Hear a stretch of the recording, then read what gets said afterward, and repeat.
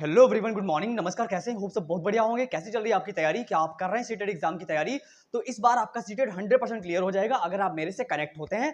जैसा कि आप सभी जानते हैं, हमारी सीडीपी सीरीज चल रही है और ये हमारी क्लास नंबर 12 है। और इससे पहले क्लास 1, क्लास 2 मतलब सीरीज बाय सीरीज हम सारी क्लासेस को एकदम बहुत ही बेहतरीन तरीके से अपलोड कर रहे हैं। तो अगर आप कर रहे हैं सीटेट एग्जाम की तैयारी, या फिर यूपी टेट की कर रहे हैं, या फिर रीट एग्जाम की कर रहे हैं, तो इस बार आपका सीटेट जरूर क्लियर हो जाएगा। वैसे मैं वादा कर रहा हूं कि आप जितने भी सेशन मैंने दिए हुए हैं, अगर आप उनको देख लेंगे, चाहे वो हिंदी गद्यांश हो, चाहे पद्यांश हो, चाहे सीडीपी हो, या फिर इससे पहले जो साइंस के सेशन अपलोड किए हुए हैं, मतलब सभी जितने भी सेशन दिए हैं सभी में एकदम डिटेल डिस्कशन किया हुआ है। क्वेश्चंस को हमने बहुत ही बेहतरीन तरीके से बताया हुआ है। ठीक है, तो चलते फिर आपका टाइम वेस्ट बिल्कुल भी नहीं करेंगे। आज हम डिस्कस करने वाले हैं संवेग और अभिप्रेरण, यानी मोटिवेशन टॉपिक जो है हमारा, उसके बारे में हम कुछ पीवाईक्यू क्वेश्चंस को बताएंगे और डिटेल भी उनकी बताने वाला हूं कि संवेग क्या होता है और अभिप्रेरणा क्या होती है। ये टॉपिक सीटेट में 100% आने वाला है और ये क्वेश्चन जो है वो 100 टाइम रिपीट हुए हैं किसी भी प्रीवियस ईयर को, आप देख लीजिएगा। चलते फिर आपका टाइम वेस्ट बिल्कुल भी ना करके पढ़ते हैं सेशन को। हो सके तो कॉपी पेन लेके बैठ जाइएगा, ताकि जब भी मैं एक नया वीडियो बनाऊंगा तो आप देखो, जब आप नोट्स बनाते हो तो मैं कितना ही अच्छा पढ़ा लूं, जब तक आप खुद के नोट्स नहीं बनाओगे तब तक रिवीजन अच्छा या आपकी तैयारी अच्छी नहीं हो सकती है ना, क्योंकि एक टाइम के बाद में आपको रिवीजन तो करना ही पड़ता है ना। तो चलते ही, चैनल पे अगर आप पहली बार आए हैं तो लाइक शेयर तो कर देंगे, ताकि जब भी मैं एक नया वीडियो बनाऊंगा तो आपके पास नोटिफिकेशन आ जाएगा। पढ़िए, मजे मजे में सीखते रहिए, चीजें बहुत ही आसान है।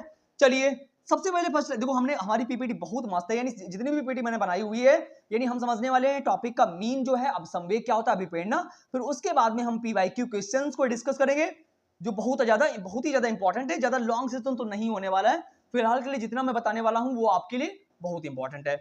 सबसे पहले समझते हैं कि संवेग क्या होता है, यानी व्हाट और इमोशंस, यानी इमोशंस क्या होते हैं, फीलिंग्स क्या होती हैं, उसके बारे में जो टॉपिक है। देखो, हमें हमारा मेन मकसद ये रहता है कि जो भी हम टॉपिक आपको पढ़ा रहे हैं उसका ओवरव्यू, यानी उसका मीन पता होना चाहिए आपको, है ना। जैसे हमने टॉपिक पढ़ाना स्टार्ट किया है, आपको संवेग क्या होता है और अभिप्रेरणा क्या होती है, तो पहले आपको संवेग का मतलब पता होना चाहिए, है ना। फिर उसके बाद में आपको अभिप्रेरणा का मतलब पता होना चाहिए। जब आपको टॉपिक का मीन पता होगा तो उसके क्वेश्चंस आप इजीली सॉल्व कर लोगे, है ना। तो वही बात यहाँ पे कही है। तो सबसे पहले हम समझने वाले कि इमोशंस होते क्या हैं, है ना। तो यानी संवेग क्या होता है, उसके बारे में क्या बोला गया, देखिए लिखा हुआ है कि संवेग शब्द अंग्रेजी के इमोशन शब्द का हिंदी रूपांतरण है। यानी सभी को, अभी जितने भी लोग आपके सामने अगर संवेग वर्ड का यूज तो नहीं करते होंगे, ज्यादातर लोग मोटिवेशन ही बोलते हैं कि अभी उसको मोटिवेशन देना है, ऐसा करना है, वैसा करना है। तो मोटिवेशन यानी हिंदी रूपांतरण किसका, संवेग का, ये बात सभी को पता हुआ है। आगे लिखा हुआ है कि शब्द व्युत्पत्ति के अनुसार, व्युत्पत्ति का मतलब होता है कि जिससे जो चीज बनी हुई है ना। व्युत्पन्न यानी डेरिवेटिव, वही बात बोली जा रही कि शब्द व्युत्पत्ति के अनुसार इमोशन शब्द की उत्पत्ति लैटिन भाषा, ये क्वेश्चन कई बार आया है कि इमोशन शब्द जो होता है वो किस भाषा का शब्द है, तो वो लैटिन शब्द, लैटिन भाषा का शब्द है। क्या लिखा हुआ है, इमोवेयर से मानी जाती है, जो उत्तेजित करने, हलचल मचाने, उथल पुथल या क्रांति उत्पन्न करने जैसे अथर्थों में प्रयुक्त होता है या अव्यर्थों में प्रयुक्त होता है। इसको ना बोल के देखो, यहाँ पे क्या बात बोली जा रही है कि ये वर्ड जो है ये किससे रिलेट कर रहा है, उत्तेजित करने में, हलचल मचाने में, उथल पुथल या क्रांति उत्पन्न करने में। देखो, इसका मतलब क्या है, इमोशंस का मतलब फीलिंग्स, यानी आपके अंदर के भाव कैसे हो रहे हैं जो किसी भी चीज के प्रति, यानी किसी भी चीज के प्रति, किसी भी व्यक्ति के प्रति, यानी आपके इमोशंस कैसे हैं, है ना, आपकी फीलिंग्स कैसी हैं, वो क्या है, क्रांति करने या उथल पुथल और हलचल मचाने से भी रिलेटेड हो सकती हैं। फीलिंग्स यानी इमोशंस ऐसे हो सकते हैं। आगे लिखा हुआ है, तो ये बात यहां पे बहुत ज्यादा इंपॉर्टेंट लिखी हुई है कि वुडवर्थ, यानी वुडवर्थ ने संवेग को निम्न शब्दों में परिभाषित करने का प्रयत्न किया। यानी ये वुडवर्थ नाम के साइंटिस्ट, देखो ये बात बहुत ही इंपॉर्टेंट है अगर सीटेट को देखा जाए, है ना, तो ये बात बहुत ज्यादा इंपॉर्टेंट है। वुडवर्थ ने संवेग को निम्न शब्दों में परिभाषित करने का प्रयत्न किया है, यानी इन्होंने क्या किया है, संवेग को डिफाइन करने के लिए कुछ कोशिशें करी हैं। क्या होता है इमोशन, यानी वुडवर्थ के अनुसार, ये कई बार क्वेश्चन पूछा गया है कि वुडवर्थ के अकॉर्डिंग जो है संवेग की डेफिनेशन क्या है। इन्होंने क्या लिखा कि संवेग किसी प्राणी की गतिमय और हलचल पूर्ण अवस्था है। यानी संवेग, इमोशंस जो होते हैं वो किसी भी व्यक्ति की गतिमय, यानी जो कार्य करता है, हलचल पूर्ण यानी उसके अंदर के भाव कैसे हैं, फीलिंग्स कैसी हैं, वो अवस्था है, कह रहे हैं। व्यक्ति को स्वयं या अपनी भावनाओं को उत्तेजनापूर्ण स्थिति प्रतीत होती है। यानी व्यक्ति जो होता है, यानी देखो भाई, संवेग है, इमोशंस का मतलब क्या, फीलिंग्स यानी भावनाएं, है ना, उनको उत्तेजनापूर्ण स्थिति प्रतीत होती है। दूसरे व्यक्ति को यह उत्तेजित अथवा अशांत मांसपेशियों और ग्रंथियों की एक क्रिया के रूप में दिखाई। देखो ये बात अगर नीचे की आप ना पढ़ो तो इतनी पढ़ लो कि संवेग किसी प्राणी की गतिमय और हलचल पूर्ण अवस्था है ना। जब भी वुडवर्थ का नाम आ जाए तो आप इतनी लाइन याद रखो कि संवेग जो है वो किसी भी प्राणी की क्या है, गतिमय और हलचल पूर्ण अवस्था है। ये इतना जो पॉइंट है ये इंपॉर्टेंट है। क्लियर, चलते हैं फिर। आई होप आपको ये स्लाइड समझ में आई होगी। थोड़ा सा आगे बढ़ जाते हैं, देखते हैं आगे क्या बात बोली गई है। चलिए आगे पढ़िए, स्क्रीनशॉट मारते रहिएगा, ठीक है, ताकि आपकी चीजें जो है वो बाद में आप रिवाइज भी कर सको। चलिए अब हम समझते हैं कि अभिप्रेरणा क्या होती है, यानी मोटिवेशन क्या होता है। देखो मोटिवेशन तो आपको पहले ये कॉमन वर्ड्स होते हैं जो रियल लाइफ में हर टाइम स्कूल में बोले जाते हैं, थॉट्स बोले जाते हैं मॉर्निंग टाइम पे, है ना। तो वही बात यहाँ पे कही जा रही है। यहाँ पे क्या बोला कि मोटिवेशन होता क्या है? देखो एक तो होता है आंतरिक अभिप्रेरणा और एक होती है बाह्य अभिप्रेरणा।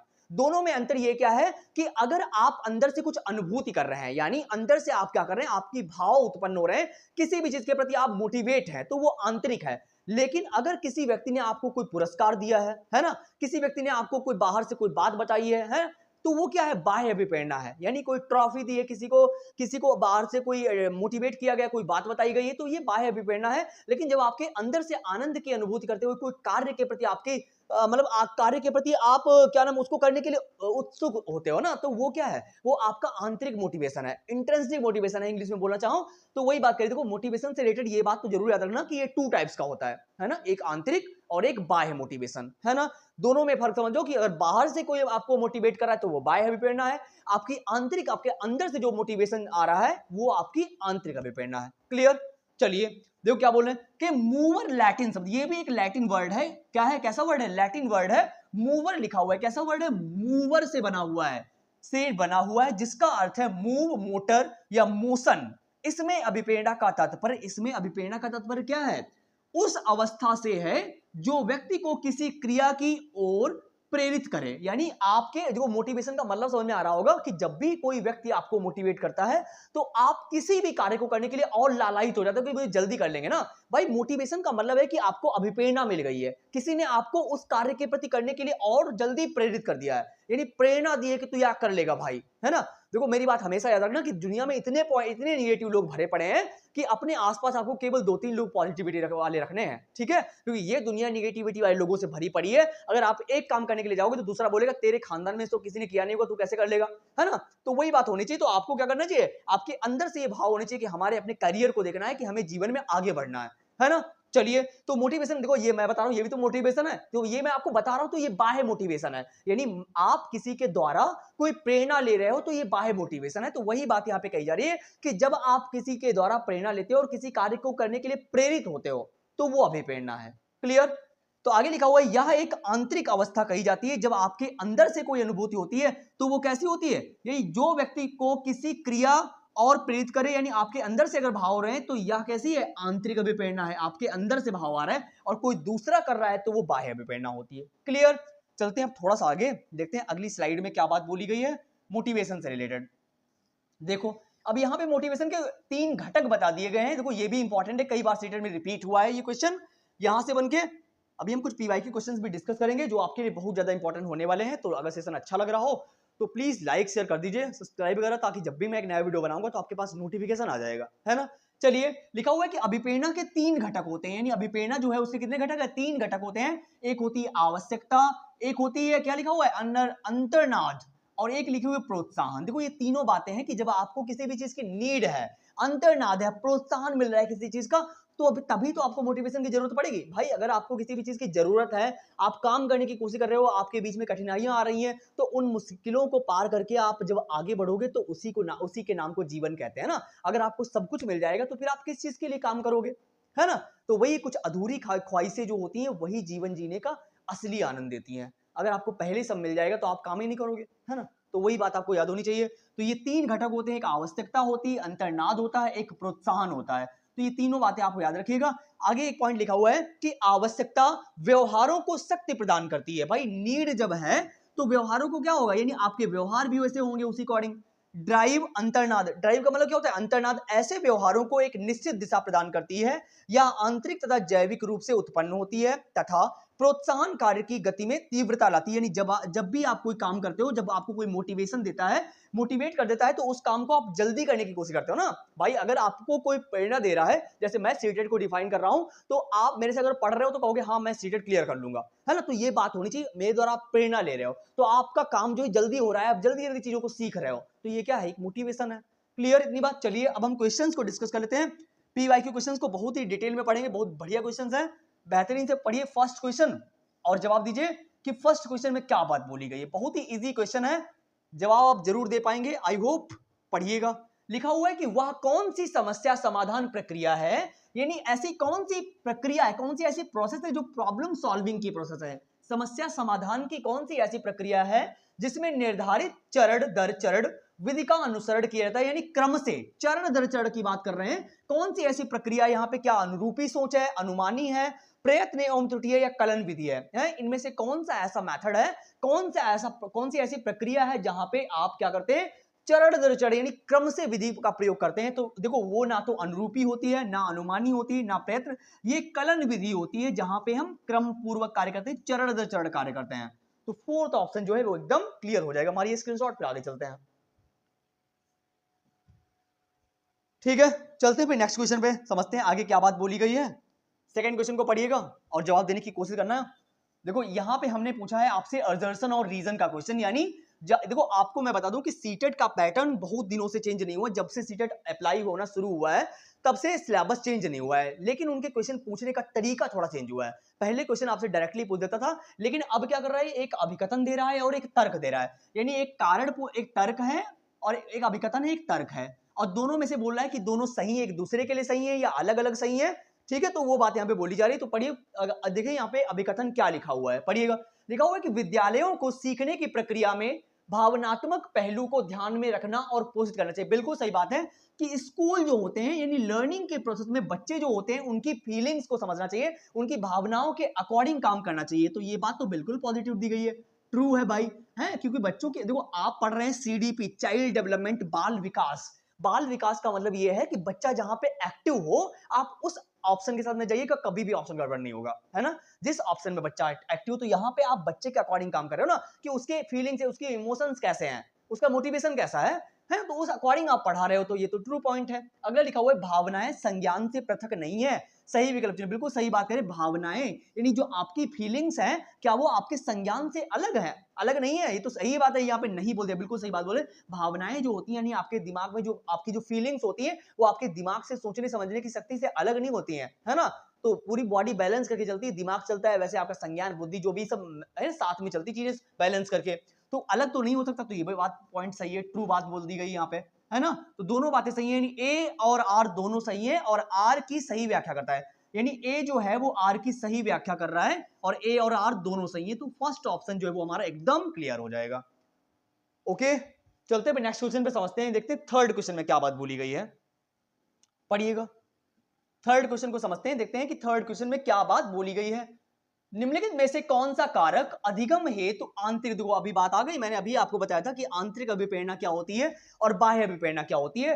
निम्नलिखित में से कौन सा कारक अधिगम हेतु आंतरिक अभिप्रेरणा को संचालित करता है, बताइएगा। आंतरिक अभिप्रेरणा के बारे में, इंट्रिंसिक मोटिवेशन के बारे में कौन सा होगा। देखो अगर आपको कोई पुरस्कार दे रहा है, कोई प्राइज दे रहा है, ट्रॉफी दे रहा है, तो ये बाह्य अभिप्रेरणा है। कैसी है, बाह्य है, ना कि आंतरिक अभिप्रेरणा है। अगर आपको कोई दंड दे रहा है, वैसे तो WHO ने, वर्ल्ड हेल्थ ऑर्गेनाइजेशन ने मना कर दिया है कि किसी भी बच्चे को आप मुर्गा मुर्गी नहीं बना सकते, उसको दंड नहीं देना है, उसके प्रति टीचर को संवेदनशील रहना है, बच्चे के अकॉर्डिंग काम करना है। तो दंड तो आप दे ही नहीं सकते, दंड दोगे तो भी वो कैसा होगा, बाह्य होगा, आंतरिक तो नहीं होगा, है। प्रशंसा, अगर आप किसी बच्चे की तारीफ कर रहे हो तो तारीफ में क्या होगा भाई, ये भी तो बाह्य होगा, है, ये भी बाह्य प्रशंसा है। लेकिन इन्होंने पूछा है आंतरिक, रुचि, यानी आपका इंटरेस्ट जो है जो आपके अंदर से भाव आ रहे हैं, तो ये कैसी है, ये आंतरिक अभिप्रेरणा है। कैसी है, आंतरिक है, कि भाई मेरे अंदर ये मोटिवेशन है, मैं इस काम को करके छोड़ूंगा, चाहे कुछ भी हो जाए, चाहे मेरे जीवन में लाखों लोग आ जाए जो हमको डिमोटिवेट करेंगे, लेकिन फिर भी मुझे वो काम करना है तो करना है, मैं इस काम के पीछे नहीं हट सकता, ये मोटिवेशन है। तो सी ऑप्शन जो है वो एकदम क्लियर है हमारा। चलते हैं आगे, क्वेश्चन नंबर 4 पे समझते हैं। देखिए क्वेश्चन नंबर 4 में क्या बात बोली गई है, पढ़िएगा आगे। क्वेश्चन नंबर 4 में क्या बात बोली गई है, निम्नलिखित में से कौन सा अधिगम के लिए बाधक बन सकता है? अधिगम का मतलब ये होता है कि जब आप किसी भी चीज को रूल रेगुलेशंस और नियम के अकॉर्डिंग सीखते हैं। यानी अधिगम क्या है? देखो, अधिगम की एक होता है अर्जन और एक होता है अधिगम। अर्जन वो होता है जब आप अपने इन्वायरमेंट से, अपने आसपास के लोगों से बिना रूल रेगुलेशन के सीखते हैं। लेकिन अधिगम एक ऐसी प्रक्रिया है जो आप नियमों के अकॉर्डिंग करते सीखते हैं ना। यानी आपके स्कूलों में भी आपने सीखा होगा इन चीजों के प्रति, है ना। वही बात मैं बोल रहा हूं कि अधिगम जो है जहां पे आपको नियम पढ़ने पड़ते हैं। चलिए, लिखा हुआ है कि निम्नलिखित में से कौन सा अधिगम के लिए बाधक बन सकता है। हमसे निगेटिव पॉइंट पूछा गया है कि अधिगम की प्रक्रिया में कौन सा बाधक है। लचीली पाठ्यचर्या, लचीली पाठ्यचर्या बिल्कुल सही बात है। लचीली पाठ्यचर्या का मतलब है कि वो कंटेंट जो बच्चों के अकॉर्डिंग है ना, उनके प्रति अच्छा है, तो ये तो सही बात है। लिखा हुआ है अधिगम के लिए बहुसंवेदी उपागम, ठीक है। अधिगम आप सिखाने के लिए बच्चों को डिफरेंट टाइप से टीचिंग लर्निंग मटेरियल जो है बच्चों को प्रोवाइड करा रहे हो ना, तो ये तो बच्चे का अकॉर्डिंग है, बच्चे के हित में है, तो ये भी सही बात है। आगे लिखा हुआ है कि अध्यापक द्वारा रचनावादी शिक्षण शास्त्रियों प्रविधियों का प्रयोग, बिल्कुल सही बात है। आप डिफरेंट टाइप की शिक्षण शास्त्रीय विधियों का यूज कर रहे हो, है ना। अपने टीचिंग लर्निंग, अपने टीचिंग प्लान्स में डिफरेंट टाइप का मेथड यूज कर रहे हो ताकि बच्चे को समझ में आ जाए। तो एक ही ऑप्शन बचा हुआ है, विद्यार्थियों का एक समान योग्यता के आधार पर समूहीकरण। आपको यही तो नहीं करना, ये निगेटिव पॉइंट है कि आपको बच्चों को बांटना नहीं है, आप उनको एक साथ बैठा के पढ़ाइए, कोलैबोरेटिव डिस्कशन कराइए, डिबेट कराइए। तो आपको ऐसा नहीं करना कि तुम टैलेंटेड हो, तुम एक साथ बैठो, तुमको कुछ आता जाता नहीं, तुम एक साइड बैठो, ऐसा तो नहीं होगा ना, है ना। तो वही बात यहाँ पे बोली जा रही, तो ऐसा करना बिल्कुल गलत बात है बच्चों के लिए। आपको एज अ टीचर ऐसा नहीं करना है। क्लियर? चलते हैं फिफ्थ क्वेश्चन पे, समझते हैं, देखते हैं फिफ्थ क्वेश्चन में क्या बात बोली। क्योंकि हम जितने भी क्वेश्चन दे रहे हैं ज्यादा लॉन्ग तो नहीं दे रहे हैं, ताकि आप भी बोर ना हो और मैं भी बोर ना हो और हमारी पढ़ाई अच्छी चलती रहे। पढ़िए क्वेश्चन नंबर 5 को, देखते हैं क्या बोला गया यहाँ पे। देखो, लिखा हुआ है कि स्कूलों और विशेष रूप से शिक्षकों को छात्रों की विफलता को किस तरह समझना चाहिए। यानी स्कूलों में विशेष रूप से टीचर जो होते हैं उनको बच्चों में यह समझना है कि वो कहां पे असफलता पा रहे हैं, उनका यानी उनके मार्क्स अच्छे क्यों नहीं आ रहे हैं, यानी वो सक्सेस क्यों नहीं पा रहे हैं, वो बात बोली जा रही है। यानी स्कूलों में टीचरों के लिए बात कही गई, टीचर जो होते हैं छात्रों की विफलता को किस तरह समझना चाहिए उनको। ये जो ऑप्शन दिए हैं इनमें से मुझे बताइए किस तरीके से उनको समझना चाहिए, बताइएगा। लिखा हुआ है छात्रों की कमजोर शैक्षणिक क्षमताओं का प्रतिबिंबन है, ऐसा करके एक व्यवस्थागत मुद्दा जिसमें स्कूल को शिक्षण प्रणालियों पर प्रतिबिंबन करने की आवश्यकता है। समुदायों का मुद्दा, क्योंकि गरीब आर्थिक वर्ग के बच्चों को अन्य बच्चों की तरह एक ही स्कूल तंत्र में शिक्षित नहीं किया जा सकता। ये गलत बात है, आप सारे बच्चों को एक साथ लेके पढ़ा सकते हैं, ठीक है। तो ये तो पॉइंट गलत हो गया। और आगे छात्रों की कमजोर शैक्षणिक भी नहीं, एक व्यवस्थागत मुद्दा, ये कैसा एक मुद्दा है, एक व्यवस्थागत मुद्दा है कि स्कूलों को शिक्षण प्रणालियों पर प्रतिबिंबन करने की आवश्यकता है। यानी आप स्कूल के मैनेजमेंट को सुधारिए, वहां पे चीजों को प्रोवाइड कराने की कोशिश कीजिए कि क्या कमी रह गई है ना। जब बच्चे, देखो यहाँ पे थर्ड ऑप्शन गायब कर दिया है थोड़ा सा, ठीक है। देखो यहाँ पे क्या बात बोली गई है कि जो है बच्चे का आकलन करना है। भाई गलतियां स्वाभाविक होती हैं किसी भी काम में, जब आप किसी काम को करते हो तो गलतियां होंगी, जब काम ही नहीं करोगे तो गलती कहां से होगी यार, है। वही बात है, जब आप कोई काम करोगे तो गलतियां तो होंगी, तो गलतियां स्वाभाविक होती हैं और इनके माध्यम से हम आकलन कर पाते हैं कि कहां तक हमने सीखा हुआ है, ठीक है। तो वही एक व्यवस्थागत मुद्दा है, तो बी ऑप्शन जो है वो एकदम क्लियर है। चलिए आगे पढ़ते हैं क्वेश्चन नंबर 6 पे, देखते हैं क्वेश्चन नंबर 6 में क्या बात बोली गई है, पढ़िए जरा। लिखा हुआ है कि क्वेश्चन नंबर 6 में क्या बात बोली गई है कि 1 मिनट, बच्चे सहन सिद्धांत या वैकल्पिक अवधारणाएं बनाते हैं। यानी बच्चों पे ये बात कही गई है, क्या बात बोली गई यहां पे कि बच्चे जो होते हैं वो क्या करते हैं, सहन सिद्धांत या वैकल्पिक अवधारणाएं बनाए। बच्चे जो होते हैं उनके वो बहुत सारी अवधारणाएं बनाते हैं, क्योंकि उनकी सोच बड़ों से काफी नीचे होती है। ऐसा कुछ नहीं होता यार, हैं वो कोरी पट्टी होते हैं, बिल्कुल खाली होते हैं, उनके अंदर कुछ भी नहीं होता है, ऐसा नहीं होता है। बच्चे, प्याजे ने कहा है कि बच्चे नन्हे साइंटिस्ट होते हैं, वो खोज करते हैं, खाली पट्टी नहीं, मतलब कोरी पट्टी जैसे पैदा नहीं होते। और आगे के लिए उनकी सोच अतार्किक और तर्कहीन होती है, उनके बात का कोई मतलब नहीं होता। क्या बच्चे जितना बोलते हैं, आपने सुना होगा एक साइंटिस्ट हुए हैं जिनका नाम है क्या, चॉम्स्की, जिन्होंने बताया है कि शुरुआत में बच्चे के अंदर लैंग्वेज एक्विजिशन डिवाइस होती है, यानी भाषा अधिग्रहण यंत्र होता है जिसके माध्यम से वो किसी भी इन्वायरमेंट की लैंग्वेज को कैच कर लेता है ना। जैसे जैसे आप बड़े होते हो तो ये डिवाइस खत्म होती चली जाती है, वैसे आप सीख सकते हैं अगर आपके दिमाग तेज है ना। लिखा हुआ है कि वे सोच वाले प्राणी हैं जो दुनिया के साथ बातचीत करके ज्ञान का निर्माण करते हैं। बिल्कुल पॉजिटिव बात बोली गई है कि बच्चे जो होते हैं वो सक्रिय ज्ञान के निर्माता होते हैं, जो बहुत जल्दी सीख लेते हैं कि हमारे सामने वाला कैसे बात कर रहा है, यानी उनका अनुकरण कर लेते हैं, है ना। तो यही स्किनर ने बोला है अनुकरण के बारे में कि बच्चे जो होते हैं वो अनुकरण कर लेते हैं। तो यहाँ पे एकदम पॉजिटिव बात बोली गई है कि वे सोच यानी सक्रिय निर्माता होते हैं जो दुनिया के साथ बातचीत करके ज्ञान का निर्माण करते हैं। तो थर्ड ऑप्शन जो है वो एकदम क्लियर है। चलते हैं क्वेश्चन नंबर 7 पे, सेकंड लास्ट क्वेश्चन हमारा। ओवरऑल 8 क्वेश्चन डिस्कस कर रहे हैं हम। पढ़िए क्वेश्चन नंबर 7 को।